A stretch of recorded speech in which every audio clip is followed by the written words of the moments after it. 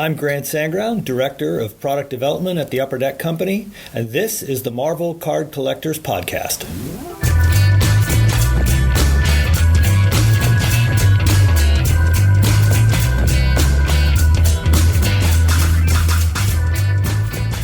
Hello everybody, my name is Ian Taylor and you are listening to the Marvel Card Collectors Podcast, your weekly digest of hobby goodness, brought to you by the Marvel Cards Fan Collective, an awesome community of card collectors and creators. You can find our two groups on Facebook, details of which are at the end of this podcast, so come check us out. Come on, Brad, give me a U. U. Give me a D. D. What does that stand for? Upper Deck, baby. It's Upper Deck time, yeah, baby. Norrin, I don't know where Norrin is, so he's supposed to be with us, but he's not. So he's trapped down a well or fallen down a big hole somewhere. So the first of our guests this week that you heard there is Brad Galli. Welcome back. Thank you, my friend. It is great to be here. I love listening to the podcast every week. I've been on a couple times with you, but this is a special episode, and it has 0% to do with me. So I am just appreciative that I get to be a part of it. Well, my friend, you're always welcome. As we've described you before, as our unofficial MCU correspondent. So that position is filled. The reason I say it's Upper Deck time, because the other person waiting in the wings for you, dear listeners, this week is the return. In fact, this makes it your trilogy of appearances. Grant Sandground returns. Welcome. Thank you so much. So happy to join you guys. Brad, Ian, looking forward to it. Right. We're just going to get into it. Now, we were... I'll very briefly say this off the top because it kind of steers the direction this episode is going to go in. We were going to talk about a lot more in Brad's kind of firmament on the MCU side, but you're not quite ready to talk about them yet, are you, Grant? I am happy to talk about some MCU stuff, but as the months go by in 2022, hopefully in the next few months, we'll have a lot more that I can openly talk about. But Brad, rest assured, we have grand plans for MCU coverage in the cinematic and the streaming content that they're providing us. Cool, that's the podcast. We'll talk to you guys later. That makes me excited enough. Brad just did a little dance there for those listening at home. I can only describe it as the MCU wiggle. It will forever be known as. So, Grant, what can you talk about this week in detail? I mean, I know the answer to that, but hit us with it. What's the new news? What I am chomping at the bit and looking forward to, as I told you earlier, to go DEFCON 5 deep into, is Fleer Ultra Avengers that was recently solicited, but I'd like to think I can add a little more color to what's going on with that product than is in the solicitation itself. So hopefully we can, kind of dig through that product a little bit.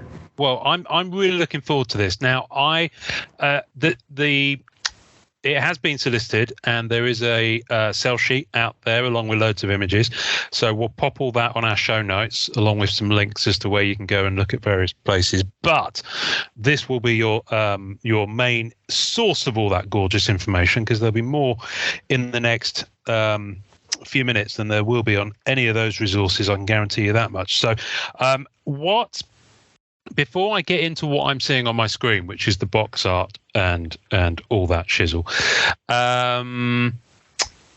what can you tell us about Fleer Ultra Avengers? Because it's been a few years since Fleer Ultra Spider-Man in 2017, which is near and dear to my heart.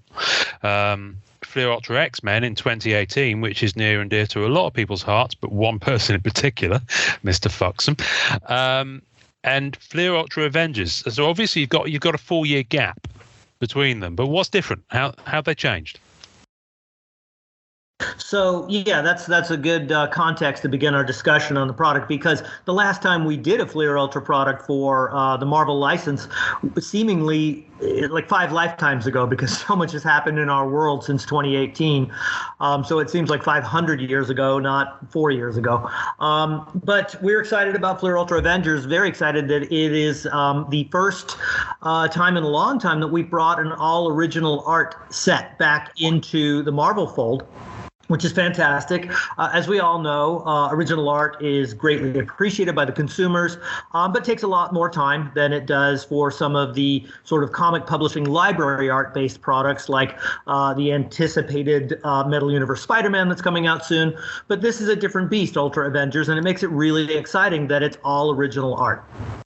Now, like I said, it's been quite a few years since we did an Ultra product, so I wanted to kind of give a brief overview and comparison of what to expect in 2022 Ultra Avengers and how it differs from the Spider-Man and X-Men products from years gone by. Now, some of the similarities are that there's 12 packs in every box. There's 6 boxes in every inner shipper. There's 2 inner shippers in every master case. That's the same for all 3 of those products. Nothing really changed in that regard. Technically, in 2017, there were 5 cards per pack. In 2018, it was raised to 6 cards per pack, and it remains as such for 2022 Avengers, 6 cards per pack. Now, what I can tell you with the physical release versus the e-pack release, physical, obviously the base cards are physical. In e-pack, they're going to be digital. So that makes the physical release a little more special, that if you want a full set, go buy the physical product. You know, obviously it's coming out a few months prior to the e-pack release, but collectors that are buying the physical boxes should keep that in mind. Another thing that's different from the prior 2 releases, the Spider-Man and the X-Men release, is that this year the Avengers release will have a blaster SKU added to it. So similar to how we talked on my last show that that Metal Universe Spider-Man is having some retail elements added to it, some big box mass market retail kind of distribution. That's what Ultra Avengers is as well. And frankly, I think it's sort of a really good option for collectors, because these days a lot of hobby boxes are really quite expensive. We don't really set any prices on that. I said that every time I'm on the show. We don't set retail prices for hobby shops. That is amongst distributors and shop owners and all that kind of stuff. But as we know, hobby boxes have done nothing but get a lot more expensive since the pandemic started in 2020. So hopefully there'll be options for all collectors. If they want to go heavy and get the hobby boxes, they'll be there for them. If they want some other options with blasters, of which will have some exclusive content in them, blaster boxes are going to be available at big box retailers like Target and Walmart. So hopefully the product will be a little easier for everyone to get. Grant, I got a question. Brad, you want to chime in? When you saw the boom start to create that desire for collectors going after the blaster boxes a couple of years ago, you've talked with these guys before about how long it takes to start implementing and changing and creating products. When did you guys realize that you wanted to make blaster an option for some of these big Marvel products? Well, really, you know, Brad, the crazy thing is before the pandemic, it was really hard for your average sports card shop in America to sell Marvel product, or in Canada, frankly, because we sell a lot of product in Canada, given our hockey license. We just couldn't sell it very well. And we actually had e-pack as a great option for distribution on the Marvel products back in the day. And that proved very, very popular. And Ian, I think you can speak to the strength of that e-pack collecting community with Marvel-based content. Whereas you go back in 2016, 2015, go ask a shop owner how much Marvel they ordered. You couldn't force them to do it. You know, you could beg them on your hands and knees, and like, nah, 2013 retro, pass. You know, it's crazy. You know, and things changed dramatically, obviously, when the pandemic started, and nobody knew what was going to happen in the hobby. If people were going to just buy milk and eggs and, you know, and worry about costs of things at home. Everyone got all their checks from the government, and people were stuck at home. Nobody was traveling. Prices went crazy. And that happened. Obviously, you had a huge influx of what sports collectors I see going aggressively with deep pockets into Marvel collecting, and it kind of changed the nature. And that's been discussed ad nauseum in the podcast, in your podcast for a couple of years now. But, you know, I would say, Brad, it was pretty clear by late 2020 that we had retailers, like the retail buyers at Target and Walmart, were coming to us and saying, please, we want this stuff. Wow. And previously, retail buyers, they were just very black and white. Like, we'll take Topps Baseball and Topps Baseball. Let's just call it a day. That's it. That's almost like how they treated it. And the pandemic changed things where big box retailers, you saw the crazy stories about fistfights in the parking lot of Target and, empty shelves, and it was harder to buy sports cards than it was toilet paper and all that crazy stuff. That definitely spilled over to Marvel. And honestly, even now on the back end of that sort of surge of pricing that we saw in early 2022 and late 2021, where stuff was just going crazy, both in auction and at shops and at retail. Fortunately, that's cooled off. I think everyone was kind of thinking at some point that was going to cool off. Thank heavens it has. But even with that stated, I think we are going to have pretty strong demand for our Marvel products at big box retail stores. I'm hoping not so much that the collectors can't just go to a store, go to a Target, pick up a box without having to, threaten to get in a fist fight or whatever. I hope that's the case. Yeah. Thank you for letting me interrupt there and interrupt your train of thought. But I know you were going strong with the product details and more secrets that you can share with everybody. Yeah, for sure. So let me jump back into it. Let me give you. I looked at some of the current box prices. The 2017 Ultra Spider-Man is around $9,000 a box, which is so crazy. Like, that is nuts. God bless the people that can spend $9,000 in a box of, Spider-Man trading cards, but, God bless them. 2018 Ultra X-Men's about $1,500 a box. 22 Avengers, I've seen pre-sales around $300 a box, which is not cheap, but thankfully a lot more affordable than the prior Ultra products that we're talking about here. In any case, we talked about Spidey Metal. Spidey Metal is up there. Oh yeah. I don't even know what the pre-sales are on that one, but I know that the demand about for that one, 540 was the last price I saw. Yeah, from one of them. So. Yeah, that's a lot of demand for it. Again, we don't have anything to do with that. That's what the secondary market does. But in any case, getting back into some of the comparisons, in 2017, the base set, obviously all painted originals, was 100 cards, and there was, believe it or not, I think only one parallel. It was an artist auto number to 49. In 2018, the base set expanded to 150 subjects. Heaven knows how long that took us to do all the paintings, because paintings take a long time.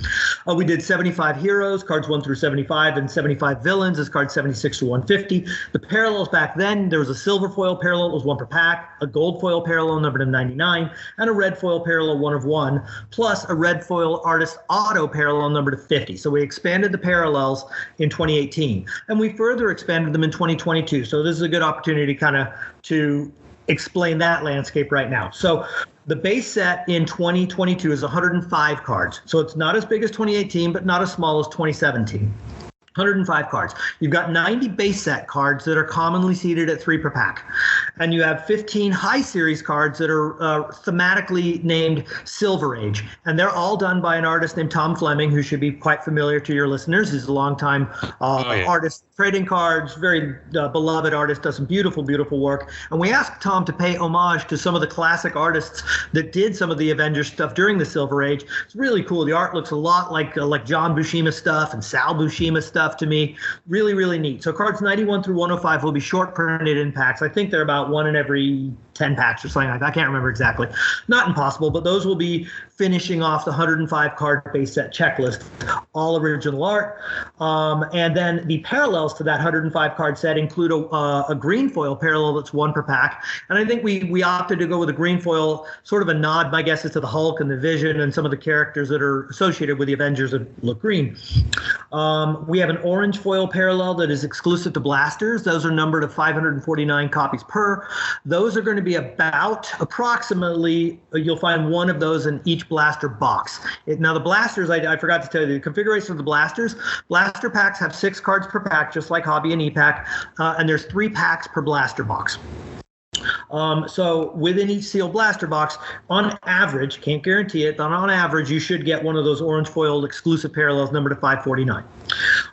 Then there is a blue foil parallel numbered to 360. That is in celebration of the 30th anniversary issue number 360 of the Avengers run. There is a burgundy foil parallel numbered of 141. Do you guys know off the top of your head what that commemorates? Put you on the spot. Issue 141 was George Perez's first work on the Avengers title. Oh, nice. Okay. And as you likely know, unfortunately, George passed away about a month ago. So, certainly dearly missed. One of the true iconic Marvel artists of my youth, and probably a lot of comic collectors and Avengers fans. So we wanted to honor George and his great run on this title. So the burgundy foil are numbered 141 per to commemorate his first issue. Then we have the red foil artist autos numbered of 63 per. The 63 numbering is a little easier to understand the theming. That was the year that Avengers #1 was distributed and issued by Marvel. Again, all of those will be signed by the applicable artist that did the base set of that card. Nice touch. So that's super cool. And then there is a 1/1 gold spectrum foil. And lastly, there are the printing plates. So you'll have all printing plates for all 105 cards seeded into packs this time, not part of the good. I love that. I know some people got a little rankled, little irksome remarks from using printing plates as achievements. But sometimes we do, sometimes we don't. But rest assured, we try and listen as much as we can to all the feedback, good and bad, and make adjustments as necessary. Hey, sometimes you can find 5 sets of 4 printing plates for each character. It's absolutely crazy. Absolutely. That's what I'm currently in the middle of. Anyway, we'll move on. So that is a breakdown of how the base cards kind of compare from one year to the next and the expansion of the parallel cards within the base set. Some of the chase cards that are consistent content from 2017 all the way through to 2022, just like there was in 2017 and 2018, we will do comic cut panel cards in 2022. We have approximately 100 different books that are featured in that run of cards, headlined by Avengers #1, Avengers #4, which is the Silver Age debut of Captain America, one of the most important comic books in the Marvel canon. Avengers #57 is included in it. That's the first Vision, and just an array of other key issues that we are using to cut up and create the comic cut panel relic cards. Now we are also doing coinage cards here as well as part of the umbrella of comic clippings, similar to the coinage cards you saw from Marvel Ages, where we pair a coin from 1963, perhaps a dime and 2 pennies from 1963, alongside a clipping from Avengers #1, which is a 12-cent book, to create a yearly themed relic of coinage. Those cards actually value out pretty well in Marvel Ages. They've proven to be quite popular. Believe it or not, the vintage coins are getting trickier and trickier to go get. It's harder to find some of those coins. And then we do have autographed comic cuts headlined by, let's see here, who are some of the headline signers? We've got Jim Shooter and David Michelini they both authored the Korvac saga. That's issues 167 through 177 of the Avengers. We did buy those vintage issues, so you will find auto comic clippings of the writers for the Korvac saga, which is one of the most popular storylines in Avengers history, with autographed clippings of those two guys. And we have a true Silver Age legend, one of the few still with us, is Roy Thomas. Roy Thomas, to give you an idea of how deep Roy Thomas goes, his first book that he wrote was Avengers #35. Oh my gosh. Hard, wow. Yeah, that is way back. Roy Thomas, he did, just to give you an example, some of the important books that he wrote. He wrote issue #48. That's the debut of the Black Knight. He wrote Avengers #57 and 58. That's the Vision. He wrote issue #71. That was the creation of the Invaders. He wrote 83. That's the Liberators. 87 was the origin of Black Panther. 93 was the classic double issue with the Skrull-Kree war that Neil Adams did. Roy Thomas wrote all those books. He wrote like 60 Avengers books. And we're so excited that he signed for us, and you're going to be able to get autographed clippings from Roy Thomas from some of the books we're talking about here. So wonderful. The comic clipping lineup should be pretty epic. Let's see what other stuff. Jambalayas are a consistent presence among all three of the Ultra releases: Spider-Man, X-Men, and Avengers. So you will get jambalayas. This time they are, I believe they are one. They're one in every 144 packs. So that's one per master case or one in every other 6-box inner shipper. Right. Because there's 72 packs in the inner shipper, whereby there's 6 boxes. Each box has 12 packs. Other stuff that we didn't do that was noted in the past. Spider-Man had EX Century cards, which are sort of like an acetate card with a rainbow foil die-cut top sheet. Those are no longer there. The Stacks cards from 2018 X-Men, we did not do those. There was a really cool fun play on Deadpool inserts in 2017 and 2018. Didn't do those, obviously, thematically not that applicable with Avengers. In 2017 and 2018, there was a Marvel Metal and a Metal X insert set that were the basis of Precious Metal Gems parallel cards. So back then, there was a whole bunch of PMGs. And one of the biggest changes we very deliberately chose to do was not put PMGs into Ultra Avengers this year, because we want to respect and protect the secondary market of the PMGs that we issue in Metal Universe brands. So when we have a Metal Universe X-Men or a Metal Universe Spider-Man, that's where you get your PMGs. That's where the PMGs. So if you're getting an Ultra product, Ultra is going to give you original art. It's going to give you beautiful original art base set. And what we did with it, we went back to the history of Ultra, which dates all the way back to 1991 in sports, when we released Ultra Baseball and Ultra Football around the same year as well. And 90, actually. I think Emmett Smith might have had a rookie card. Brad, you can check me on that one. You know your sports. But Ultra has a great history. Quickly, it expanded in the mid 90s into some of the Marvel stuff. But there was a history of an insert called medallions that were most notably about 1995, 1996 in baseball and football and basketball. We did them everywhere. And the cool thing about the medallion cards, if you go back and go do an eBay search or a Google search, or you'll look at them, the gold medallion cards feature literally a huge layer of thick gold foil on them. They look like a hunk of gold ore. They're amazing looking in hand. And we tried to pick up on that and give you a really brilliant, dazzling medallions card in this Avengers product. And it's a deep checklist. It's a 50-card checklist of characters. They're seated one in every 2 packs, and that's replacing the Metal X or the Marvel Metal cards that you got roughly at 1 and 2 packs back in 2017 and 2018. And what we're doing with those is we're making gold medallions numbered of 200, platinum medallions numbered of 100, ruby red medallions numbered of 65, sapphire blue numbered of 25, emerald green numbered of 10, and opal black true 1 of 1 parallels. All of these medallion cards, all with like foil covering 75% of the card's face. They're gonna be really colorful, really beautiful cards. And I think they are a nice platform for us to kind of replace the PMGs and protect the equity of PMGs for the Metal Universe brand. Wonderful. So I think that's a pretty good rundown of how 2022 Avengers is different from 17 and 18. I wanted to talk about the actual base set of 2022 a little more and talk about the artists involved in it. Please. Okay, super. So of the 90 card base set, cards 1 through 90, we have some amazing artists that I hope are familiar names for some of your listeners. E.M. Gist, Ariel Olivetti, Kaio Cacao, Ray Lago, Crystal Fay, and John Stanko are some of the more notable names that are contributing to the 90 cards that comprise the base set checklist.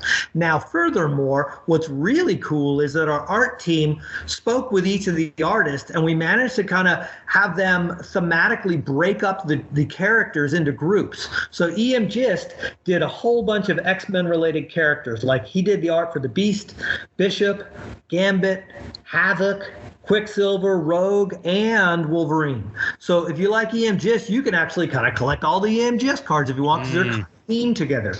Ariel Olivetti did all the old school original Avengers. So that was Captain America, Iron Man, Thor, Hulk, and Hank Pym were all done by Ariel Olivetti. Let's see, Crystal Fay did all the Agents of S.H.I.E.L.D., and John Stanko did the Defenders. Now, there's one more artist I want to talk about that's really cool.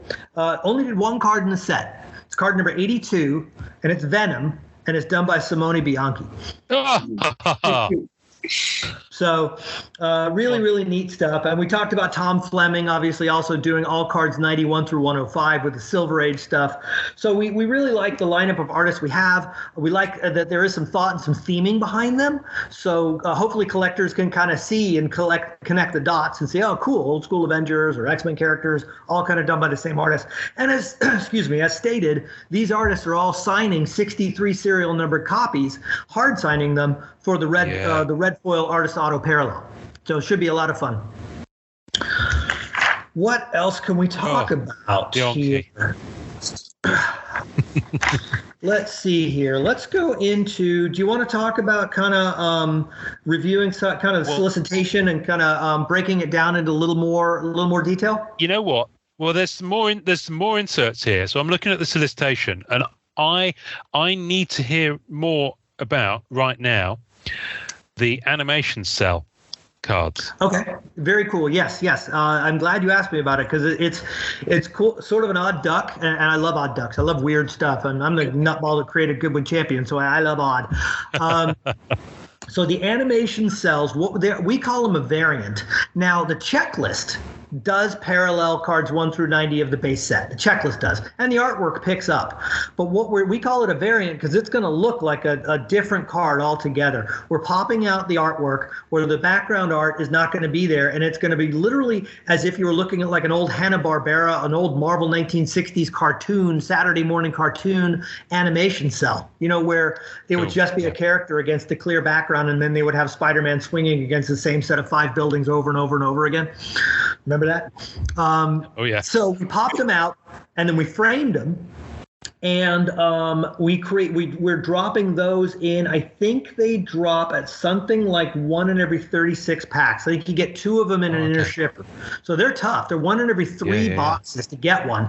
So if you're looking for a specific character, there are not going to be a ton of them to find. They're pretty tough. Furthermore, what I really love, the real crazy evil genius part that the team was kind of working on was doing a red bordered hard signed artist auto variant of these animation cells. So again, the same artists we talked about, like E.M. Gist and Ariel Olivetti and Ray Lago, are going to hard sign the red framed artist autos, and those are numbered to 13 copies per. So lots of cool. You'll notice as we talk more and more, and we kind of go further into the rabbit hole talking about this product, there's a lot of cool low numbered stuff in here, and we tried to do that and compile it together where each box is going to have legit shots at finding real low numbered cards, and and having them pop up on a pretty frequent basis is pretty exciting. But that takes a lot of strategy and a lot of planning to kind of map it out where it all makes sense, but it's still a fun breaking experience. Yeah, I bet. Just before we go on, I don't know if you noticed, Brad, but I did send you the cell sheet in the chat on Skype, so you too can be looking at these wonderful images. I'm looking at it and I'm asking, are they kind of like shadow boxes that you've done in some of the releases in sports and in Marvel? Well, we're not doing shadow boxes in this product. We do have shadow boxes in the Metal Universe Spider-Man coming up, but we don't have any shadow boxes here. The closest thing would be the animation cells. But Brad, the animation cells cards are acetate cards. So okay, that's what I was getting at. Yeah, just like a clear-cut hockey card out of UD1 or something like that. That's what these cards will feel like. Nice. When you don't have PMGs now in Ultra, collectors are going to look for that next big thing. You have the Jambalaya, which actually, obviously took off in the last few releases. Do you guys anticipate behind the scenes something in this product that will take off as that next big insert, that next big chase card? Well, I think, Brad, it's a good question that, there was some growth in the secondary market over the last couple of years. I don't think we would have anticipated where a lot of value we never thought the PMGs would go that crazy. We thought, they're PMGs. The Jordan card's worth $1 million from 1997 or whatever crazy number it's worth. Sure, there's some historical evidence of great values from basketball. Will this transfer over? But we didn't figure it would go that nuts. But I would have to say, given what we've seen in the past couple of years of how the Marvel card collectors are now acting in the secondary market. A lot of the low number parallels we're talking about here, like the Opal Black Medallion 101s and the Emerald Green Medallions at number to 10, and some of the, the red foil artist autos from the base set number to 63. I guarantee those will be popular because I know collectors love hard signed artist autos. So I would say the animation cells out of 13, the red framed ones, and the base sets out of 63, those are going to go pretty strong. I don't think there'll be cheapies to be had, especially on key characters. And oh, by the way, Spider-Man and Wolverine are in this base set. So even though they're not core Avengers characters, they have a strong audience, collector bases that are going to want those cards. So I think those are going to get some big value on them.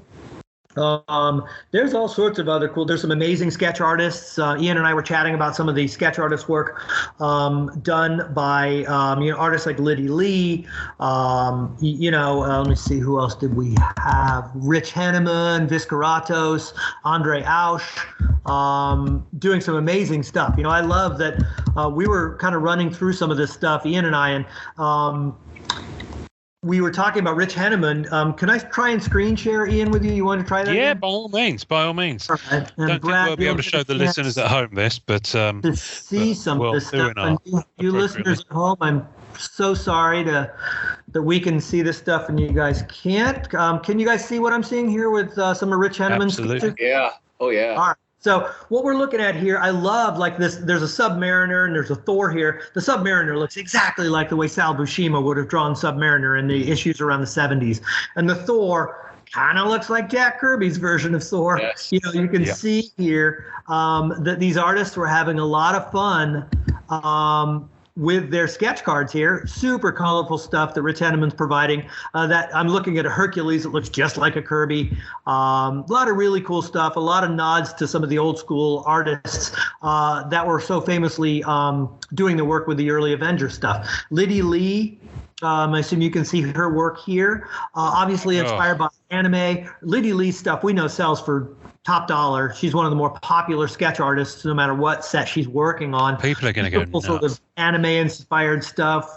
A ton of great characters here. Visceratos, gorgeous, beautiful, full-color stuff.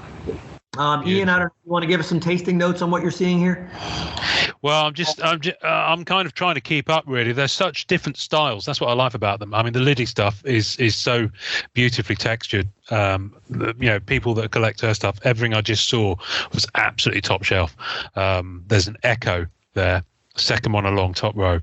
It's absolutely stunning. The Squirrel Girl slightly disturbs me, but that's me. They're all top notch. Absolutely top notch. The one I'm really looking forward to is move along to our friend Andre Ausch. Andre Ausch. All right, so Andre Ausch did these really cool. Let's see here. Let's move the other way. Let's see. He did a bunch of them, but he did these beautiful profile portraits, and they literally look like they're almost like spray painted or hand painted. That's stunning. Really, really beautiful stuff. And it's so neat to see them together. It's really neat when you get sketch collectors that try and put together a collection of a certain artist. And I think Andre's stuff here, as I scroll through them here, you can see Black Bolt and some different characters I'm going through here. Deathlock, Wolverine they make a lot of sense when you kind of view them together. They're amazing. He did a similar subset for Masterpieces 2020, where he had a kind of a very very Silver Age style with a gold kind of circle sun background to them, and people went after those. So people are absolutely going to go for this. That Thanos is absolutely stunning. Look at the Red Skull with Captain America inside the Tesseract. Oh, I hadn't noticed that. Oh my god! And I think the Captain America is a spin-off of Captain America issue number 1 from 1940. Yeah. The famous image where he's punching Hitler right in the chest. Yes, that's right. And the Iron Man, how cool is that old school Iron Man from Tales of Suspense books? Kind of looks like a very threatening Heinz tomato can. There's some more of those great profiles. It's the profile of MODOK. I mean, no one does MODOK quite like Dre. He's actually done me as MODOK as well, which I'll so when I ask you about, you can see here. I want to show you. Let's see here. Really cool, oversized 4-piece sketch right there of the original Avengers. Yeah. Almost looks like part of, gosh, which cover is that? Maybe 71? Not sure which one that's inspired by. It's really it's cool stunning. stuff. Sonic. Brad, sorry, you were saying something. No, I mean, this answers the question of what inserts are going to pop and catch the eye of everybody. I mean, the sketches, the artists that you've compiled in here. I mean, boom, bang, here you go. Oh, yeah. I mean, that's only 4 artists. So if the quality is what I think it's going to be, I think those sketches. Now, tell us about the seeding of the sketches on this one. When can folk expect to find those within the cases? And yeah, sure. So sketch cards are seeded at 1 in every 144 packs. So that's 1 per master case on average. Okay. But I want people to keep in mind, we actually collate our product by the 6-box inner shipper. So though we will try to deliver a sketch card in every sealed two inner shipper master case, which is 12 boxes. We can't guarantee it. Some may have none, some may have 2, because everything's really collated on the 6-box inner shipper. And sometimes, although those seeding machines are about 95% accurate, 5% of the time they can get a hiccup, or you can get off by just a little bit, and it can miss a case, and you get 2 in one inner versus having 1 in every inner. But the seeding ratio is 1 in 144. I know, yes, people are going to be shaking their fists at clouds angrily at Upper Deck. Why are the sketch cards so much tougher to pull than they used to be? I demand a sketch card per box, and we've kind of talked about it, Ian, a little bit in more recent shows that, really, honestly, sketch cards take a ton of time. Marvel licensors are getting more and more strict with the sketches they are accepting, which is we're completely on board with it. We totally get it. Nobody likes getting sketch cards that look like you or I could have drawn them. Although I'd like to think I could actually draw. Okay, I did a bunch of years in art history and art school, but nonetheless, you wouldn't want my sketch cards. We are trying. I'll pay for that. And as we had just looked through, you can see the quality of the sketches you're getting is noticeably higher than would have been maybe 5 or 6 years ago. And so the less is more theory here kind of helps in a couple senses. There are human bandwidth limits to the Marvel team that's approving these sketches. Keep in mind, Marvel has to view and approve every single sketch. There's a bandwidth issue there. There's a bandwidth issue with getting the sketches commissioned by our own art team and having them turned in. The more sketches, the longer time it'll get to return. The longer the delays for releases will be. So there's benefits to, I think, one other big note is that 5 years ago, the only thing people look for in publishing products, maybe this is a little hyperbolic, but it seems as if the only thing they were really looking for in publishing products were the sketch cards. They didn't even care about the PMGs. When Fleer Retro came out in 2013, nobody was looking for PMGs. They were looking for the sketch cards. Yeah. And now we've seen that the market has changed so much that, Brad, what you were touching on, hey, what's collectible? All sorts of stuff is collectible now. Tons of different things are collectible now. All this, lots of numbered stuff is collectible. People collect their favorite character now. Shiny stuff is collectible. All sorts of, whereas 10 years ago, back in 2012, collectors, all they cared about was where's my sketch? And that's it. And I'd like to think that the consumer these days has realized that there's a greater balance between what can be appreciated and chased and sought after that allows us to comfortably step away from trying to force a sketch into every box, which is totally impossible now, and rely on a variety of different stuff to make box breaking exciting. I love it. I want to talk about Marvel value stamps.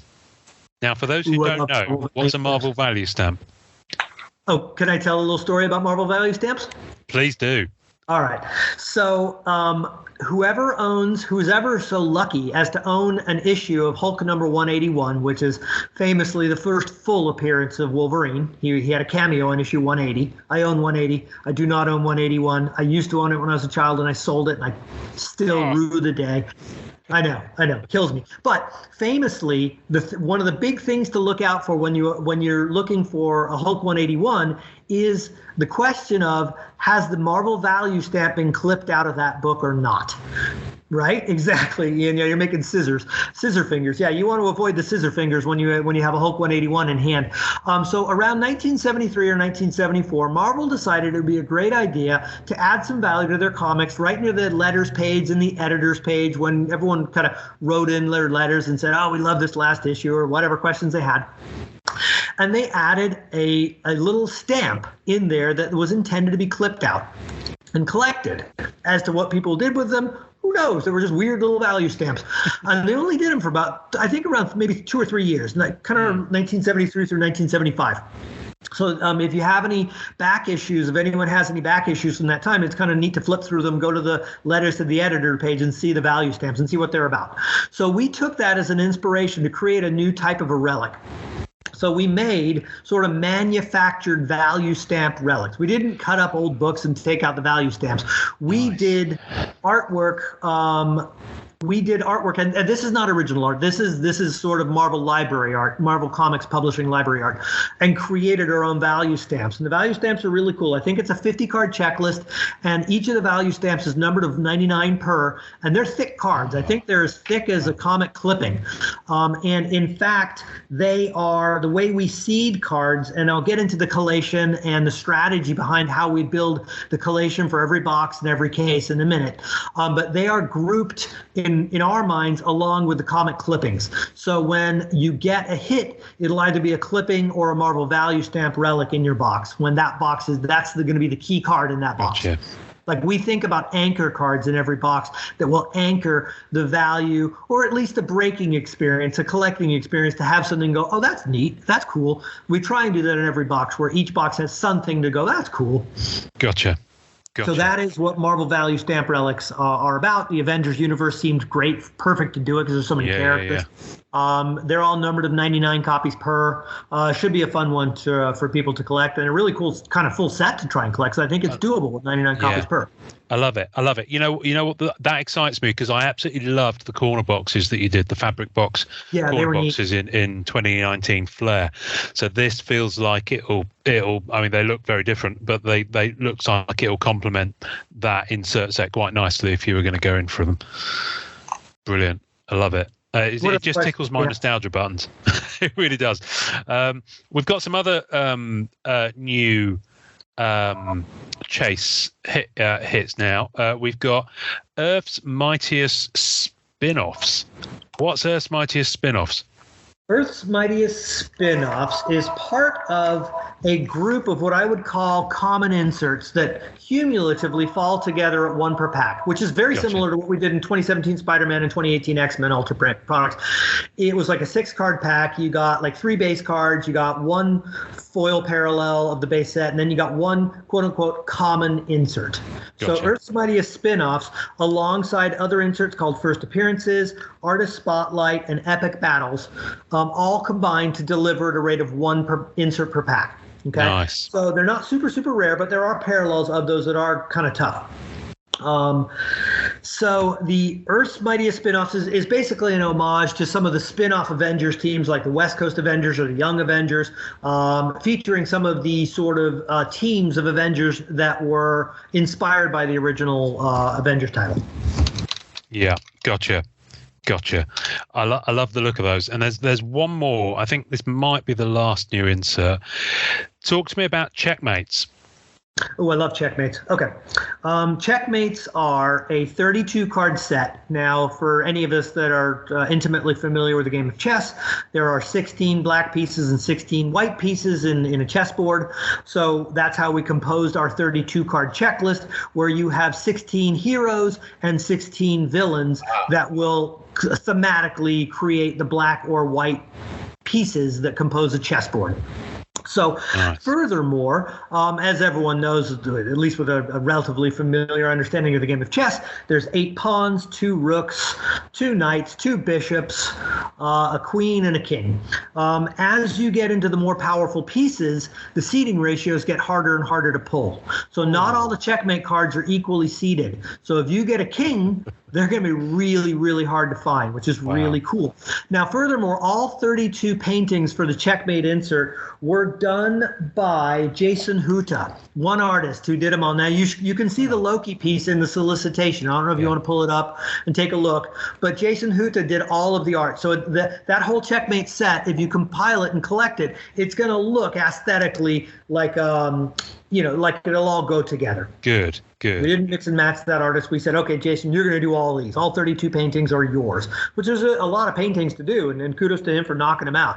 All these cards are die cut to the shape of the respective chess piece, which is really cool.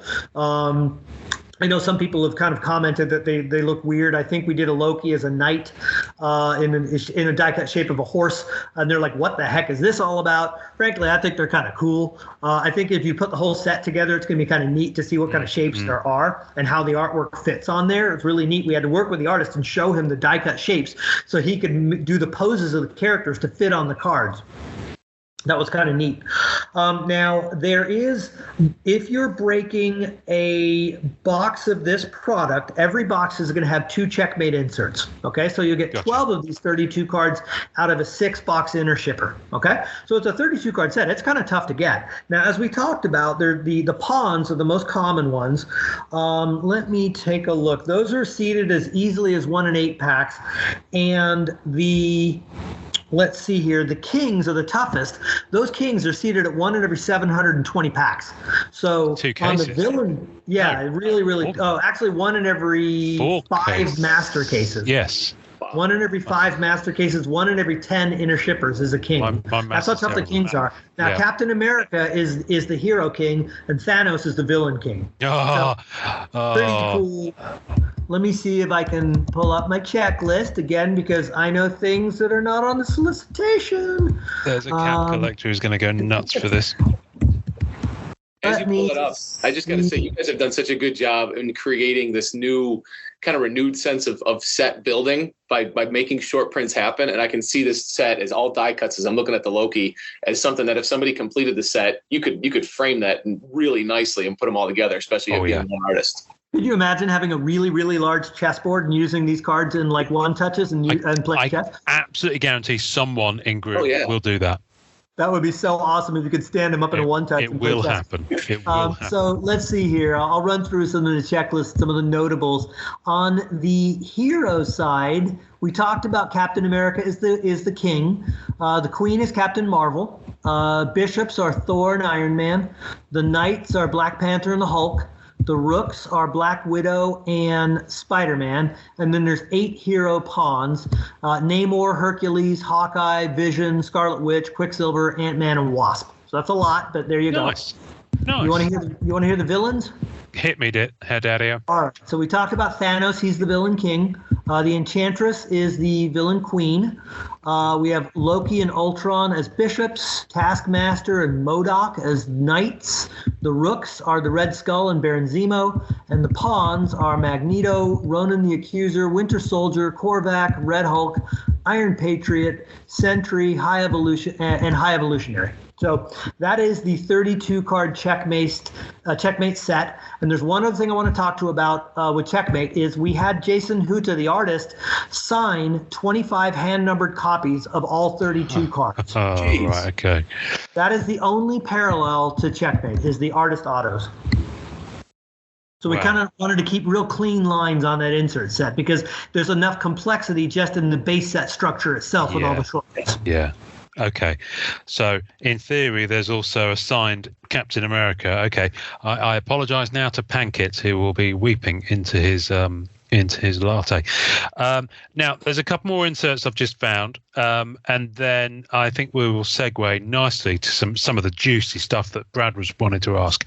But let's just quickly touch on Ultra Stars Gold cards. Ultra Stars Gold. All right, that's interesting. Let's see here. Ultra Stars Gold is interesting because technically it is a parallel of a more common version of Ultra Stars that is available only in blasters. How weird is that? Okay. So this is a gold-tinted parallel of a retail exclusive insert where the regular Ultra Stars are only in blasters. Now, the gold cards are really, really tough. It is, let's see here, it's a big set. I think it's 50 cards, and they're 1 in every 144 packs. So if you're looking for a specific character, these are going to be really tough. Wow. Okay. Good. I'm slightly happy that Black Cat wasn't anything to do with the Avengers much. This is where you break my heart and tell me that she's somewhere really limited. I can do a search for her in a second. Oh, bless you. Thank you. Sorry, I shouldn't be taking over the airwaves with this, my quest.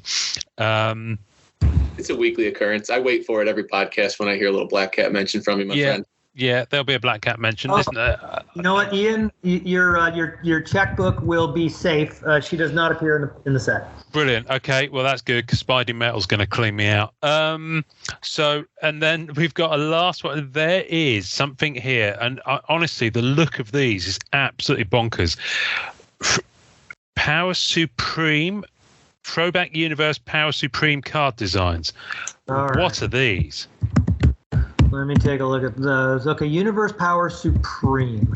Now, I believe those were inspired by an old basketball insert from the 1990s.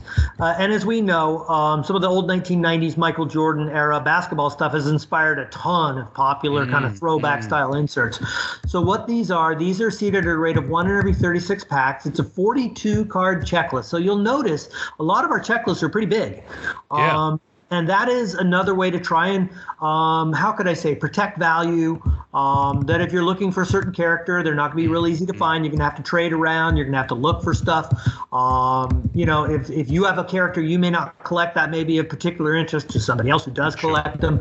So again, 42 cards, 1 in every 36 packs. So again, 1 in every 3 boxes, and there's 42 different cards. Now they're 1 in 36 hobby, 1 in 36 e-pack, and they're 1 in 36 blaster as well. So these cards you can find in blasters.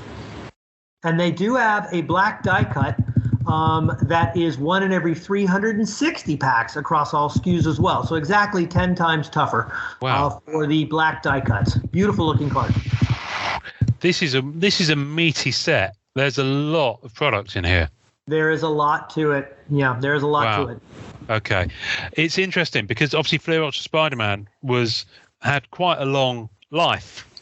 From 2017, and it only sold out just over a year ago. So this has the potential to have some legs as well. But obviously the market is substantially different now, and with some of these low-numbered cards, I think people are going to feast. Because the one thing I was going to talk about earlier on was that there is a real anticipation at the moment. That we're seeing, with people are waiting for new stuff to come out. So I think when this drops, when are we roughly thinking we might see this? I would call it like a late summer, sort of a late summer release is what we're moving towards, and we have cleared up a lot of sort of production or various approvals and licensing issues to get moving, and things are moving 100 miles an hour on this product. So I don't expect that it's going to be, have any more big issues that we may have had earlier in the pandemic with global supply chain stuff that affected everybody. That we managed to clear up a lot of that stuff. Ian, I wanted to jump back if I could point out some stuff about Ultra Avengers that we haven't talked about yet that I think our listeners will appreciate. Okay, great. So first off, when we did the solicitations, you'll notice that the base cards did not have painted backgrounds. And everybody's like, why are the backgrounds not painted? That is solicitations. I want to clarify to everybody listening here, the base set cards 1 through 90, will have painted backgrounds. Okay. That is not correct on the solicitations. You will get, this is an all art base set. The art, it will be shown in all of its beautiful glory. So that is some questions I've seen on, chat boards, message boards, Facebook groups, etc. So I wanted to kind of lay that to rest. That when you break your boxes, your base cards will have full paintings on them. Right. Next off, the way we build this, as we talked about, each inner shipper, which is kind of like a mini case, right? It's a sealed mini case that will go directly to shops, has 6 boxes.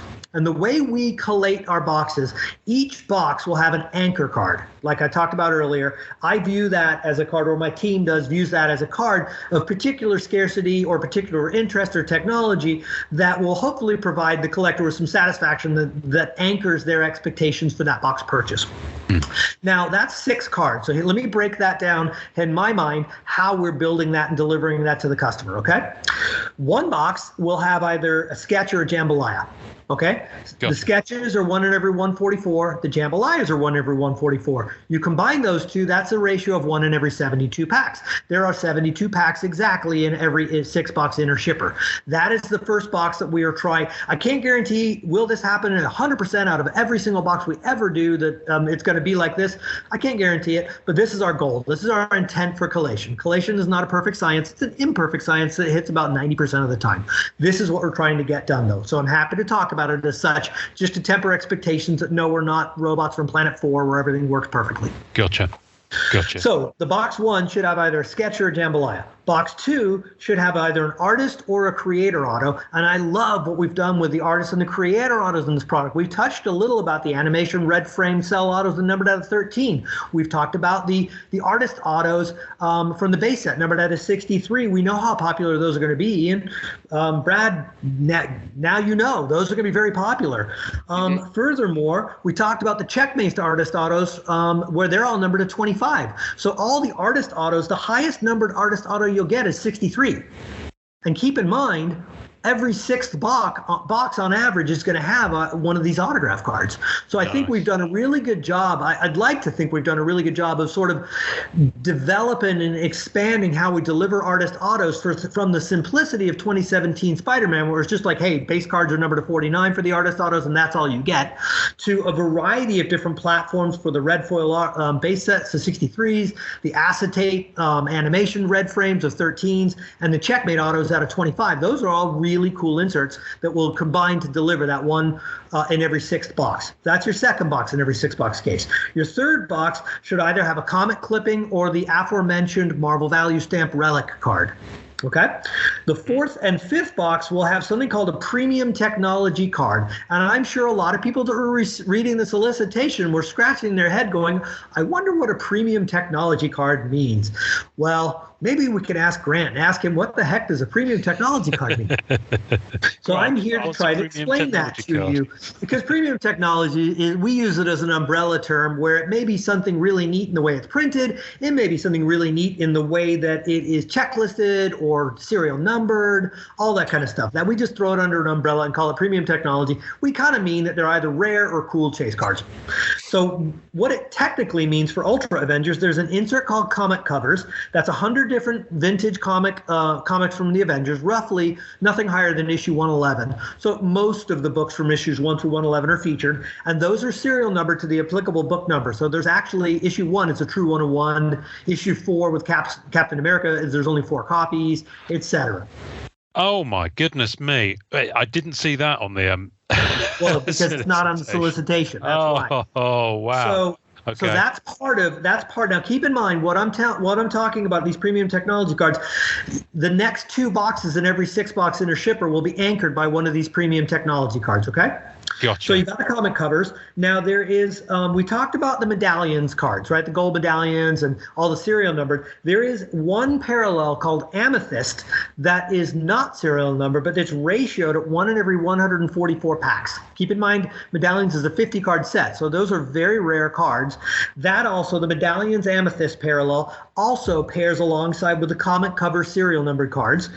Along with the Ultra Stars Gold that we talked about at 1 in every 144 packs, along with the Universe Power Supreme Black die cuts at 1 in 360, and one more card that is an Easter egg that I can't really talk about, that will create the entirety of what we're calling premium technology cards.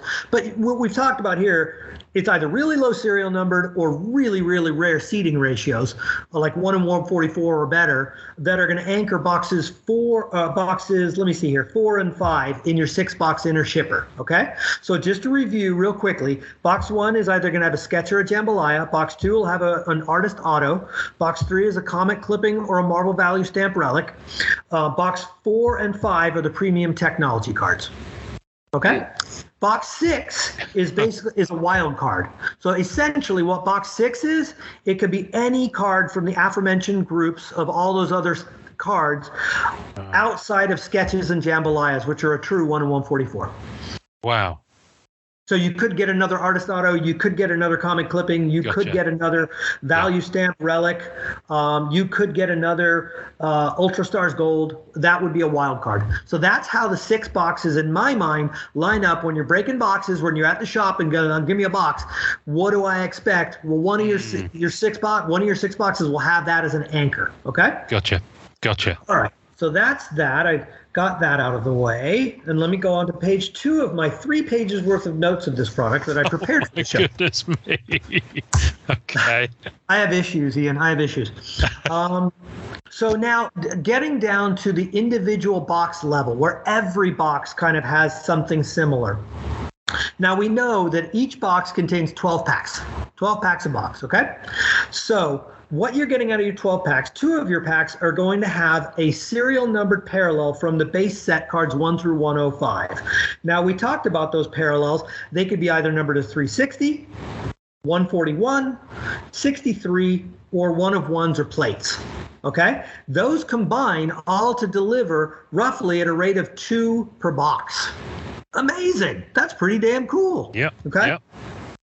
Next up, I'm sorry, it's base cards 1 through 105, plus we talked about inserts like Earth's Mightiest Spin-Offs, Epic Battles, First Appearances, and Artist Spotlights, quote-unquote, the common inserts.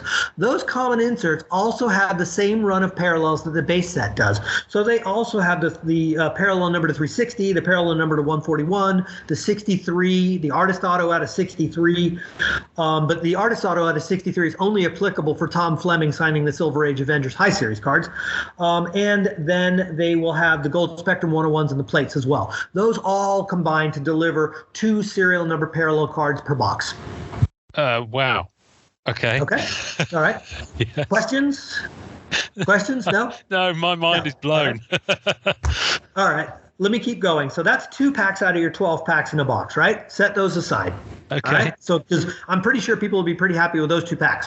Yes. The next 2 packs are going to have a collection of what I would call more of the scarcer chase cards. Those are the 3x3s, which are returning. The 3x3s are cards that were featured in 2017 and 2018. Essentially, they make a 9-card, 9-pocket sheet sized display of original art. Yeah. I think Tom Fleming did the original art this year. So the 3x3s are 1 in every 24 packs, but you either get a 3x3, or we were talking about the serial numbered medallions, where you've got the black opal 101s and you got the gold's numbered to 200 and the red's numbered to 65. All those serial numbered medallion cards combine to deliver as well, along with the 3x3s, along with the animation cell variants we talked about earlier. You only get 2 of those per case, but those combine as well.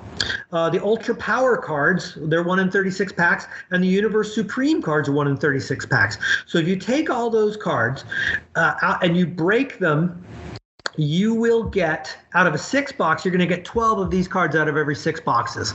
So you're going to get 3 3x3s, 3 serial numbered gold medallion, or 3 serial numbered medallion parallels, 2 of the animation cell variants, 2 of the Ultra Power, and 2 of the Universe Supremes. That's 12 cards. There's only 6 boxes. So those combine to deliver cumulatively at a rate of 2 per box.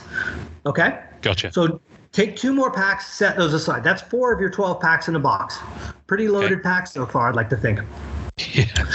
Next up is the Checkmate inserts. We talked about those. Those come 2 per box. So I don't need to revisit Checkmates. I'm probably spoke ad nauseum about those. So that's 2 more packs. So 6 out of your 12 packs now are kind of set aside with all sorts of really cool stuff, including a ton of really rare stuff. So pack breakings can be really fun. Now, the other 6 packs in a box will contain the medallion cards, the 50-card medallion set, which is very similar to what we talked about with 1 and 2 when Metal X were in the X-Men's, and the metal, I forget what Marvel Metal from Spider-Man, they were 1 and 2 as well. Sure. So the other 6 packs, that's what you're getting. Keep in mind, however, I didn't even mention anything about the clippings, anything about the sketch cards, the jambalayas, the premium tech cards like the Universe Power Supremes or the comic covers, any of that stuff. I didn't talk about that. That is falling as another hit in packs. So what's happening is this amongst the 6 packs that will contain a medallion insert seated at 1 in every 2 packs, one of those 6 packs will actually contain the case hit, which is going to be your sketch or your jambalaya or your artist auto or one of the crazy rare cards. So 7 out of every 12 packs, almost 60% of every pack is going to have some nutty ass chase card. Pardon my French. Let's just call it a nutty chase card, which I love. That's going to make pack breaking really fun. We try and think about this. The team really tries to think about this a lot, and structurally build products that are fun to break. So 7 out of every 12 packs are going to have some pretty cool card. Yeah, just a touch. Wow. I love it. That is Ultra Avengers. I think that I've exhausted all 3 pages of my notes about that product. So hopefully we have added some flavor to the solicitation material that was provided to everybody. And listeners of the MCC podcast can, now know a little bit more than the average Joe. Oh, good grief. Okay. Wow. Okay. The mind boggles, quite frankly. I'm going to have to, I've made notes. I'm going to have to listen to it all again. That's for sure. Brad, I hope you've been making notes there, my friend. Does this tempt you? does this tempt you to stray out of your MCU lane at all? Because if there ever was a product to dabble in. My son is 4, about to turn 5. We went to a local card show over the weekend. And like I did with my dad and my brother over the years, he went to the 10-cent bin and he went to a box of Marvel cards and he picked out all of his favorite Avengers characters. So as a family, we will stray outside of this because I know even just the blaster boxes. That's why I ask about it, because I now am raising that second generation that wants to get those cards, even just base cards, to trade. He took one to his 2-year-old cousin at the party we were going to. So yes, for those reasons, yes. For the big cards that I would look at and go and collect, but also from the younger collector aspect, this is cool for that in our house. That's how I'm interpreting it all. Oh. That's awesome. Well, Brad, I know that your heart, lies near and dear to the MCU side of our content. So, Ian, I know you were kind enough to speak with Brad and have Brad prepare some questions. So I am bolted into my chair, ready to talk about MCU stuff. Thank you for your patience, Brad. That was an hour and 20 minutes of rambling about Ultra Avengers. So I love it. I've done this whole water bottle, and now I got to go to the bathroom. I'll be back in 10 minutes. No, I'm just kidding. No, I appreciate it. I don't think I'm alone, because what you guys have done with these products and how much the MCU has expanded, I know it's impossible to catch up and keep pace with all of the movies, but so many of us that collect in this space, I think we just want to ask, how quickly can you catch up? What is the plan to catch up? Can we expect a product for each movie and show that has come out in the last couple of years here? Yeah, those are great questions, Brad. So our goal, our general intent, directly speaking with the licensor Marvel themselves, is to provide a product for pretty much, not every single one, but pretty much each major cinematic film and each streaming show. Can't say it's going to be 100% of them, but by and large, most of them. Our intent is to produce trading card products for streaming shows like WandaVision, Falcon and Winter Soldier, Loki, that kind of stuff, and or cinematic releases like Shang-Chi, Eternals, stuff that's been released in the past. And we are. I wish I could speak more openly, because a lot of this stuff hasn't been solicited, and there are so many amazing things that we are having really breakthrough success with Marvel Cinematic, as we are trying to get better each year with how we approach Hollywood talent, our connections to the agents to get deals done, because a lot of times it's who that can help get a deal done. And we are making some really good, exciting breakthroughs that, though I can't give you specific names for some of the big films coming out, we're going to have some names that have never signed before for Marvel trading cards that are some of the biggest names in the MCU itself. Just gigantic. Now, let me get you in trouble, but if you wanted to dangle even just one, initials, or some sort of rhyming word, that'd be a fun little. I can just say that I can say some of the names are big enough that you're going to have people running in traffic. They're just going to be going nuts. They're going to be going nuts.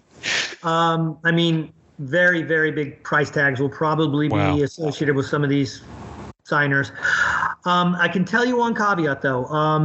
in general, now we have a Marvel Allure product that is based on the MCU that is slated to come out later this year. That's been delayed. The intent was originally get it done in 2021. It's going to come out in 2022. It's going to be amazing. It is a chromium product. It's all chromium. It's going to have amazing autographs. And now that product does cover phases 1 through 3, just like Marvel Black Diamond did. Its content was based on the 23 films that composed phases 1 through 3 of the MCU. Moving forward, however, after Marvel Allure, we've been told by Marvel that the intent is for us to focus on phase 4 forward. So there are questions like, why don't you have Robert Downey Jr. signing cards? How dare you don't have Scarlett Johansson signing cards? Perhaps Gwyneth Paltrow could sign some cards. Just whatever. You could throw Jon Favreau. Why isn't he signing cards? Obviously the big misses for us so far would be our RDJ and ScarJo. And yes, Robert Downey Jr. did sign one time, I believe last year, very, very expensive. All of the proceeds, good for him. I think all the proceeds went to charity. We were not part of that signing. That was put together by a completely separate party. It didn't line up with, his rate didn't make sense for us if we had paid him those kind of dollars. A lot of the agents speak, a lot of the talent speak to one another. The second you give RDJ that kind of money, you're going to get phone calls from all sorts of other people saying, well, we paid him that much, now I need that much. And then we would have lost literally every single actor. That makes sense, because that was one of my biggest questions. Is I look and say, I have my display in my basement of my favorite Marvel cards. I've got some here at work and whatever it may be. And he's the one big missing one. And I don't have 10 grand or 15 grand to drop on one of the ones in the past. And that's what makes that card so hard to seek. Is there a thought as you go through this of different ways of trying to seek some of those big characters, some of the big actors? Well, we're trying to get ahead of it. We're trying to get ahead of it now, but we're focusing, as I noted, on Phase 4. And I'm sure you can look at the Phase 4 lineup of the stuff that's already been issued in 2021 and is being issued as we speak. Obviously, Doctor Strange just dropped a few weeks ago. We've got Thor: Love and Thunder coming up. We have Black Panther 2, Wakanda Forever coming up. We've got a lot of streaming shows coming up. Moon Knight just finished up. All of those shows are in our radar. All of the big names, I don't have to name who they are. We all know who they are. We all know who'd be like the most impressive of all those names. Trust me, we are doing everything in our power, and we are having unprecedented success coming to terms with some of these names. I wish I could tell you in detail what they are at this point in time, but I can't right now because they've yet to be solicited. I can tell you we are working actively on some solicitations for some of the Disney Plus streaming shows, some of the earlier stuff, the earlier streaming shows. Hopefully we'll get those out in the next few weeks. That's how close we are, but everything has to be approved by Marvel. We don't control the timelines for how quick they turn stuff around. Generally, they're pretty quick, but again, out of our control. But hopefully we'll have some really exciting stuff to formally solicit. And I will be happy to come back on in a few months and we can talk about more in depth about some of the streaming shows and hopefully some of the cinematic content of MCU. And I can go into great detail at that point in time. What say you, Brad? You up for that? Oh, I love it. I'm in. Let's do it. You said earlier that you had listened to when I jumped on and reviewed Black Diamond with them and with Ian and Norin, and how much I absolutely adore the product. And coming from a sports background, collecting it growing up, and then seeing my Marvel collection and nose turn to that, what you guys did with it was incredible. And I know Ian now is going back and collecting more than I think you expected. Ian, most certainly, yeah. It was such a high end product, and I know Allure is. As you've spoken to, maybe not as high end. What's the thought process as you go forward about putting out maybe all-encompassing MCU Phase 4, Phase 5 going forward products on an annual basis, and how often will you hit that high end note? Yeah, and I had been pushing for Marvel Black Diamond, or basically taking the concept of the Marvel Cinematic Universe and treating it the same way that we treat the NHL Players Association as a group license. And I view Marvel Cinematic, the MCU, as an anomaly amongst entertainment licenses in that it's the only one that has a large enough universe of on-screen characters that all interact with each other with storylines that demand the viewer watch everything, basically, that you can truly treat it like a group license. That I don't just think it's kind of hard when you're only trying to build, let's say Thor Ragnarok. we'll go back to 2017 so I can talk about that one pretty openly. You have a cast with maybe 10 people in the cast with speaking roles. I think we delivered 4 autograph signers. They were good signers. We got Chris Hemsworth, and we got Tessa Thompson and Taika Waititi and Rachel House. 3 of the 4 are huge names, but we only went 4 deep. And as you know, it's hard to make it interesting when you can only go 10 characters deep or 4 signers deep. So all the way back in like 2016, 2017, I was pushing for the future is to really wait until the universe gets enough content to treat it like a players association in sports, like a group license in sports. And then we can use the intellectual property that we have, like our famous brands like Black Diamond or Marvel Allure is actually born from a hockey product called Allure that started in 2019. If your hockey collectors would be familiar with it, but essentially it's a chromium product. We really wanted to do a chromium product for MCU as well. So we wanted a super premium like a Black Diamond. And we wanted a mid-level chromium tech product like an Allure. I'm still looking, and Travis Ray, who is one of our leaders on the Marvel Entertainment side, Travis and I are in discussions, and we'll be speaking with Marvel about pitches and concepts that we have to further expand upon, taking some of some of our brands and seeing what else we can do with it, treating the Marvel Cinematic Universe. Kind of like the same way you'd build and treat a sports checklist. Ian collects Black Cat. Every product. Go ahead. I'm sorry. I have very big ideas. I really love the upside that we would allow of pairing our IP brands with Marvel's singular cinematic universe. And we know, they introduced, I think, 57 new characters in 2021 into the MCU. And they're at 35 and counting, I think, with 2022. In 2021, you had the MCU debuts of Simu Liu as Shang-Chi. You had Haley Steinfeld as Kate Bishop. Big names, big characters, and that's going to continue. There will be additional big characters in 2022 as well that we want to treat kind of like the way we approach our structure and checklists for sports products. Can we expect an annual, then all-encompassing release? Is that a goal for you? We're in discussions internally, and we're going to have some discussions with Marvel and see what they're happy with and what we can do. But I love the idea of it, and I think that's a great way to grow the MCU. I love the single project products that we do, and as we stated earlier in the show, yes, our goal is to do a product for each of the streaming shows and each of the movies, or by and large, most of the streaming shows and most of the movies. Not every single one, but most. That is a goal for sure. But that also allows us the platform of, like, if you need to do deals with all that talent, it's obvious that you take all that cumulatively and try and make products where you can deliver 25 signers instead of 5 signers. Ian, this is your podcast. I don't want to ask all of the questions here. You and I talk so much. What else do you have, my friend? No, listen. Well, I'm thinking. Listen, I'm Black Diamond is going to be one I'm going to be nibbling away at for years. I'm absolutely smitten with it. In fact, if I almost at the point, if I collected nothing else, I'd be happy, because every single card I get in hand, I'm absolutely falling in love with. So I'm just curious. I don't want to dwell too much looking back on it, but I do want to ask just quickly. 2 parts to it, actually. I'm going to ask the first part is going to be looking forward. If in, say, 2 years, you had as deep a bench for phase 4 onwards, including the Disney Plus shows and including the movies, you were to do a Black Diamond 2, but just focusing on that deep bench, as we already discussed, of characters that are new, would you be up for it if Marvel were up for it? Oh, 100%. I wanted to do it when we were making Black Diamond 1. I'm like, we need to do volume 2 in a couple of years. That was always in my mind. And Allure, I want to do in a couple of years. Every 2 or 3 years, I would see these brands repeating as we have enough content released by Marvel to do it. But again, we have to discuss with Marvel and make sure they're happy with our ideas and our concepts. But yes, 100%. I'd like to continue these products. Because the quality marker there was just astonishing, quite frankly. Is there, so looking back, is there an element of Black Diamond that either surpassed your expectations or, and I think this is unlikely, didn't quite meet them?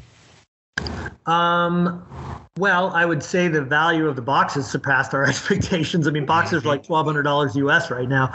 Yeah. That I never thought would be that expensive. So that would be surpassing my expectations. One of our big goals, and it touches upon some of the issues we had trying to secure contracts with and not successfully being able to do so for actors like RDJ and Scarlett Johansson, was how do you make valuable cards for actors that fall outside of your grasp of getting autograph deals?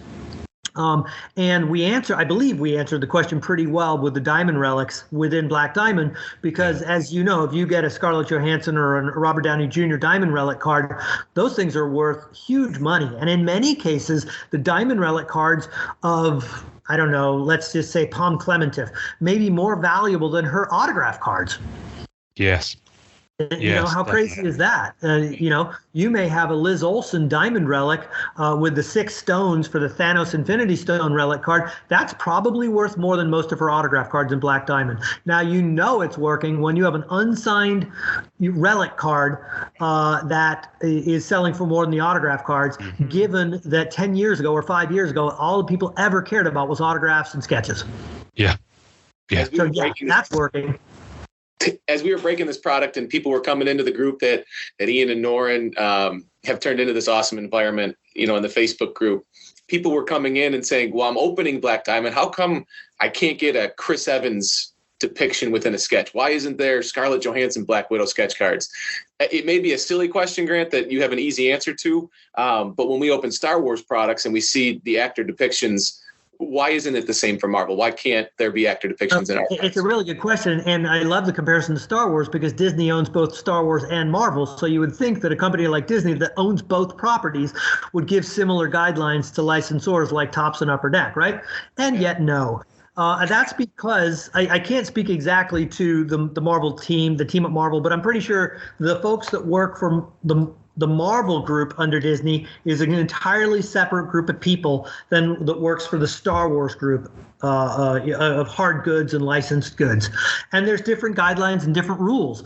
It would just be a theory, but mine may go back to all the way that George Lucas was really, really smart back in 1977 and got all the hard good licensing rights for all the toys and all that kind of stuff. And I believe when Disney bought that Star Wars license, it had contractually greater allowances for what you can and can't do. Whereas Marvel, if you do a sketch card, they're like, we're not allowed to do human likenesses in sketch cards in Marvel. Cannot do it. We are contractually not allowed to do it. As to why, I can't speak to it. I can only theorize. My theories are not really worth very much, but I would guess that it has something to do with anything that looks like Chris Evans would probably have to be approved by Chris Evans, and trying to get Chris Evans to approve stuff years after he's done playing in that role would be impossible. Yeah. Huh. Interesting. And furthermore, I would argue that one of the things that drove me a little nuts on those sketch cards in Black Diamond, because I would argue that we didn't even need sketch cards in Black Diamond. I don't think we needed them in there. Like, why are there sketch cards of Wolverine in Black Diamond? It makes it just, I don't know. It didn't make sense when Wolverine's not in the MCU. I had that thought too, especially with the checklist. Not the yet, cards are anyway. Beautiful, but that was also something discussed of why is there Wolverine on a checklist for a big MCU product? So, anyway, I'm sorry. There we go. I think you broke up just a tiny bit there. That's fine. You're back. I tell you what I do love, though, about the sketch cards in Black Diamond is having that brand on sketch stock. That does look good. I mean, character notwithstanding, when you get that with a character that is in the MCU. So like I've seen some Spider-Mans on exquisite sketch stock that just works. So. Speaking of, you were asking, like, were there other things that surprised me about how this product performed? There is a couple things. Ian, you just touched upon Exquisite, and it jogged my memory. With Exquisite, we wanted to do a play on the different colors of the Infinity Stones, and we did 6 parallels, each of which were equally numbered of 23 copies per, which speaks to the amount of films in phases 1 through 3. But the foil shift changes in the Exquisite, where you have a red foil, a green foil, all the different foils that thematically touch upon the Infinity Stone relics. And if you look at the value of those cards in the secondary market, those now, like the Spider-Man and the Iron Man, they're worth more than some of the Infinity Stone relics. Oh, someone's doing a... Oh, they're just stunning. They're just stunning. The Paul Rudd and any of the Ant-Man and Wasp characters, I could seriously rainbow those. Anyway, carry on. Yeah, and as you just said, yes, we did. We very deliberately built all the 6 parallels. We very deliberately numbered of 23, which in my mind is like Goldilocks and the 3 Bears. It's not too hot, not too cold, which means it's not too scarce. It's not numbered of 2, and it's not too easy. It's not numbered of 9.99. We're 23 copies per of 6 cards. It's not 100 cards. It's only 6. Is sort of a doable task. It's hard, but it's not impossible, especially if you're not collecting Spider-Man. Yes. And the Spider-Man cards I've seen sell for $1,200. And the other thing that really surprised me is the base cards of Spider-Man out of the base set number to 149 that sell for like $350 these days. They peaked at 600. It's fallen back, and Iron Man at like $250. And the Exquisite base set cards of Spider-Man and Iron Man are huge values, and including the red parallels are going for huge values, which speaks to just how hungry. I think, Brad, you were talking about. We know how valuable the PMG parallels are in the publishing universe of favorite characters. To me, this shows you the Tom Holland and the RDJ base set cards out of Exquisite and Black Diamond clearly show there is character collectors in the MCU. They will pay premiums. If you make shiny parallels, they will pay for them. And I cannot wait to see how the market reacts to Marvel Allure's shiny chrome parallels of all these actors. I know you said that in the last. You said that in the last podcast. Don't keep shouting that, because I'm trying to get a few boxes and maybe even a case before it comes out. So I can't have these pre-sale prices go through the roof, as you keep saying. All right, well, Ian, can you edit this out, please? Yeah. We'll redact that. I was just having a look at. One other crazy. Right, carry on. Yeah, that's it. Now I have nothing else. I'm done. Please carry on. That's okay. No, I'm just touching on Brad. One of your questions I loved, and Grant, you touched on this, but I was Brad. Do you want to talk about your question about the printing and production? Yeah, I mean, listen, there's so much passion behind collecting right now across sports, across non-sports, across your licenses. And within that, people start to hear things, and then things become truths, myths. I wonder if you could squash some, or just maybe, relay a little bit more of the information behind the scenes to us here. As we wait for products to come out, people say, oh, well, Topps or Panini has a stranglehold over some of the printers, and they're kicking Upper Deck to the curb, and Upper Deck can't get their foot in the door because of old standing relationships, or that freeze in Texas years ago has really hurt Upper Deck and put them 2 years behind. What is the truth behind some of the delays recently? And again, I guess I kind of asked earlier, but how quickly do you think you can kind of catch up to some of the product target dates that you hope to have here? Yeah, I can provide some insights. I can't provide every insight in the world to that stuff. Obviously, there's some sensitive information there that we have to keep to ourselves. But in regards to the printers, the printing space is tough for Topps, Panini, and Upper Deck. It is tough finding time from print vendors on lines to say, okay, we can green light you for these 3 weeks in this month. You have to be ready. And if you miss your date, you're going to slip 6 months later because you missed a date. And that happened, I think, for almost every manufacturer during 2021. That was when, as we all know, the global supply chain was a hot nightmare. And a print vendor would open up and say, okay, hey, we can give you a print slot in August, 4th through August 30th of 2021. You have to have everything ready. Everything's ready to go. And if you miss it, forget it. The next time we can reslot you is 9 months later. So you don't get a slight delay. You get a huge delay. It wasn't like, oh, you missed your date by 3 days because you didn't have everything ready because you maybe were waiting for your paper, or maybe the deco foil wasn't ready, or who knows what kind of – the wrappers are hard to get. Everything's hard to get during 2021. If you missed a date, it wasn't like you slid on the line by a week. You got kicked off by 6 months. So that was one part of it, okay? Just how they do. They lock in their time, and they're not going to slide everything down 1 week. They're just going to kick you way down the line until they can find an opening. The other thing, keep in mind, Brad, we all know that the print runs that were happening in this hobby in 2011 were a fraction of the size that they were in 2021 or 2022. Topps 1 baseball is bigger now than it was 10 years ago. UD1 hockey is bigger now than it was 10 years ago, okay? And what happens is that Topps 1 baseball baseball or UD1 hockey might have taken X number of weeks to print back in 2011.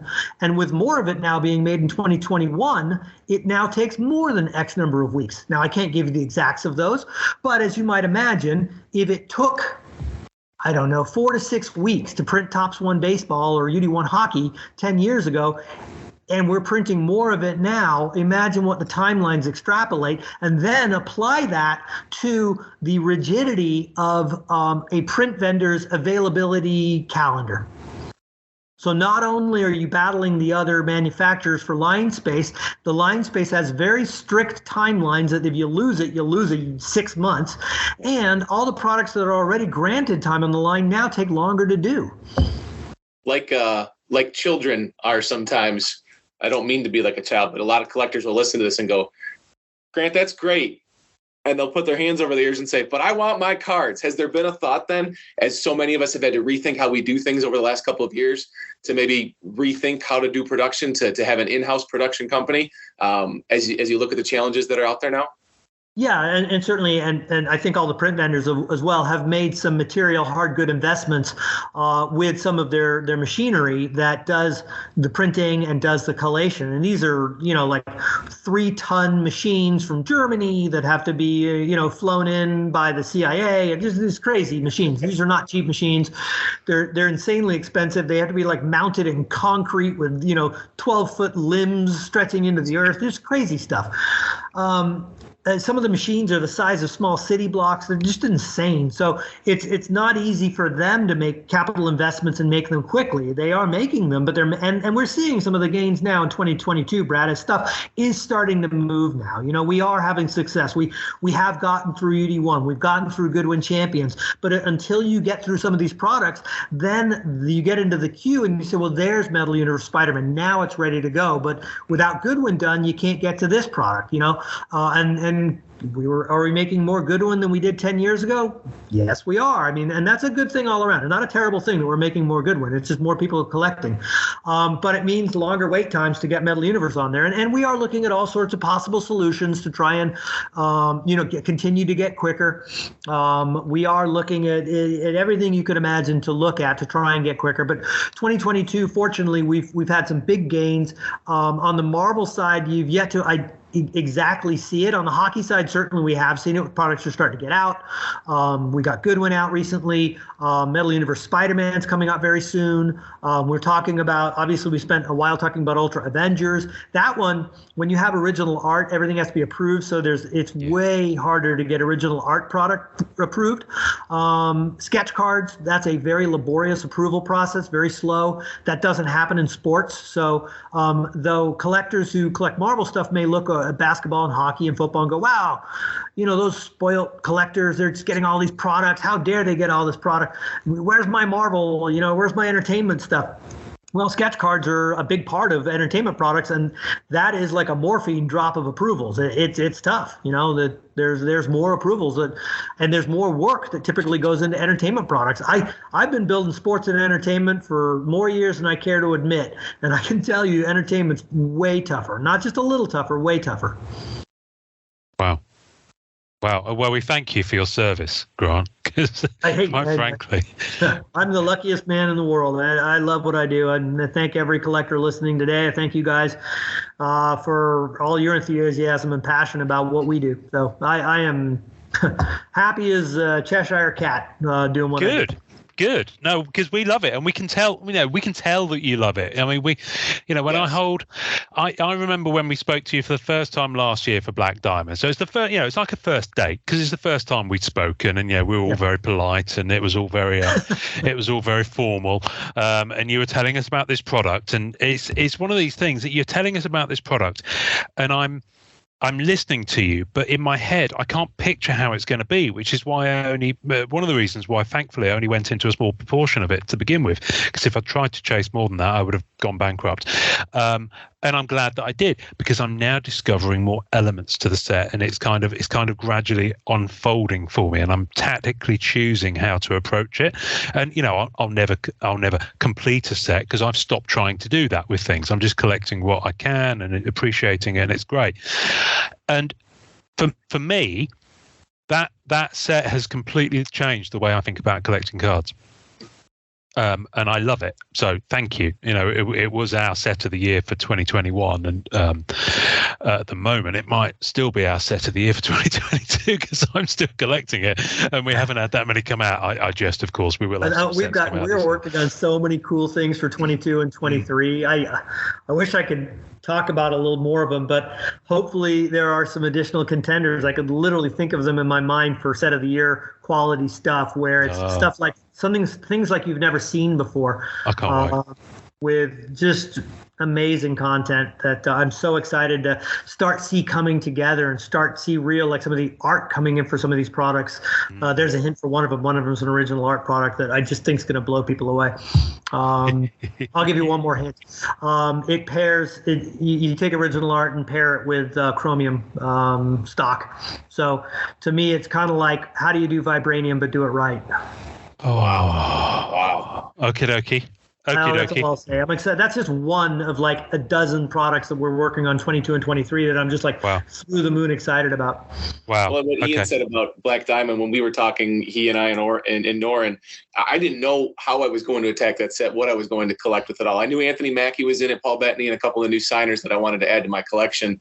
Ended up making trades and acquired some of those, and actually got an Anthony Mackie in a break, but I slowly, quietly built the Exquisite set, the base Exquisite set, and paired that with my Endgame Exquisite set. And just what you've done there, I remember the first time I started collecting Marvel cards was the 2012 Avengers set. And to now see how much they've evolved and how we're sitting here talking about all this, how this podcast has had success. If people that are only listening to the podcast, the two of you can't see it, can see it. I'm in a closet at work, and I know I have about 3 or 4 people that have come by because there are fellow collectors here that want to know, what is he saying? What did he say? What is he saying about Allure? When is it coming out? How about Spider-Man? When can we see it on shelves? So the amount that this has exploded is thrilling. And the fact that you have such a passion for it is so awesome. And listening to your podcast and now being a part of one here with Ian, it's cool to see you at the top of all of this, really having such a passion for it and such a knowledge for every aspect of it.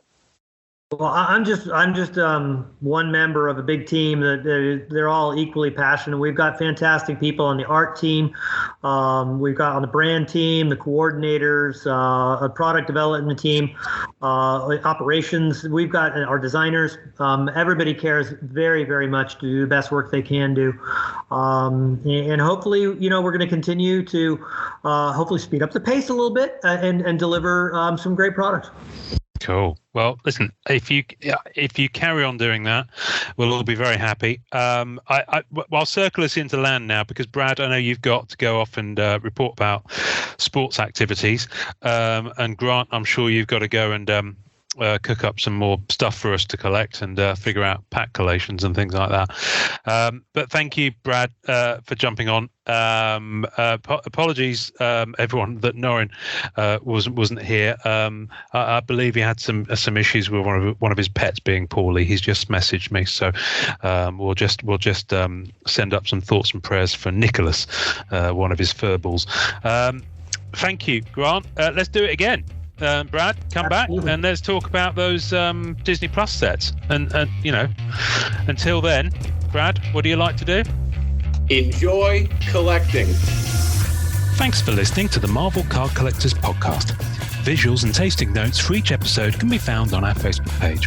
You can subscribe and leave us a voicemail via our home on anchor.fm/MCCP. We're also on iTunes, Spotify, and all major podcast platforms. Please take a second to subscribe, like, and review our show wherever you get your podcasts. Our podcast can be found by Googling at the MCC Pod, which will also find us on Facebook, Twitter, YouTube, and Instagram. Our Facebook community is at MCCW, Marvel Card Collectors Worldwide, and MMC, Marvel Masterpieces Collectors. The great music we use is called Rocket Power by Kevin MacLeod. Thanks to the collectors, artists, and creators who support the Marvel Cards Fan Collective. We'll see you next time, and remember, it's a small hobby but a fun one. Make mine Marvel and enjoy collecting.